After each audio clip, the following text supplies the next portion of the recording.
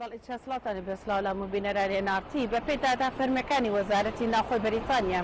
لە ساڵی 2020دا تەنها 9381 پەنابەر مافی مانەوەیان وەرگرتەوە ئەوەش بەراورد بە ساڵی ڕابردوو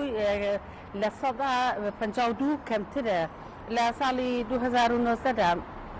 19408 پەنابەر مافی مانەوەیان وەرگرتووە کە هۆکارەکانی دەگەڕێتەوە بۆ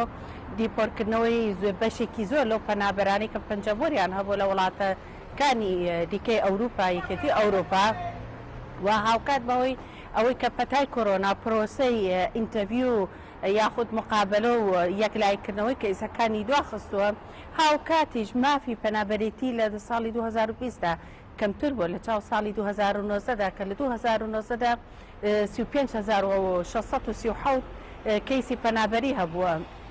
و لە 2020دا تەنها 29456 کەیسی پەنابەری هەبووە و سەبارەت بەو کەیسانەی UN کە پەنابەرەکان دابەشەکەن بەریتانیا تەنها 823 کەسی وەرگرتووە ئەمەش لە 185 کەمترە لە چاو ساڵانی ڕابردوودا و داتاکان ئەوش دەدەخن کە ماوەی چاوەڕوانیکردنی پەنابەر بۆ ئینتەڤیو یەکەمیان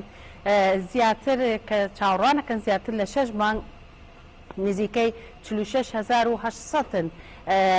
ئەمانەش بڵین زیاد لە 6 مانگ چاوەڕیان کردو بەس بۆ ئەوەی کە بە هەنگاوی یەکەما تێپەڕن و هەتا ئێستا زیاتر لە 500,000 پەنابەر چاوەڕێی یەکلای بوونەوەی کەیسەکانیان دەکەن و کە بەشێکی زۆر زۆریشیان کوردن چاوەڕێ ئەکەن کە